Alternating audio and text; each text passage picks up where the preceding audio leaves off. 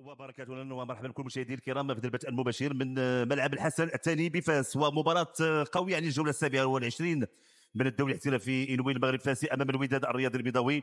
قمة كروية نتمنى تقدم منتظر منها على المستوى الفرجوي للاستمتاع بها، خصوصا على المستوى التهديفي. حضور جماهيري قوي، جماهير المغرب الفاسي، كذلك انتقال بعض جماهير فريق الوداد لمتابعه هذه المواجهه. لقاء كما قلت لقاء قمه المغرب الفاسي صاحب الرتبه 11 29 نقطه. صحيح انه مازال لم يحسم في مساله فريق المغرب الفاسي.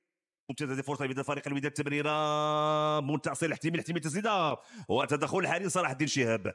اول فرصه لفريق الوداد عبر اللاعب منتصر الحرشدي، يعمل بوهره محاوله الدخول داخل منطقه الجزاء. فرصه تمريره تدخل الحارس صلاح الدين شهاب. سيف الدين بوهره تمريره على مستوى الشيل وصل حتى على غير فريق النهضه البركاني بالمنافسات الافريقيه.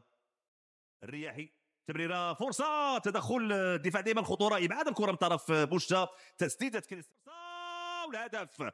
هدف اول لفائده فريق الوداد بواسطه لاعب الموريتاني سيدي بونا عمار، يتمكن من تسجيل الهدف، ولكن تمريره ممتازه وتمريره على المقاس من طرف منتصر الحتيمي لسيدي بونا عمار اللي تمكن من يحصل كره دخول داخل منطقه الجزاء.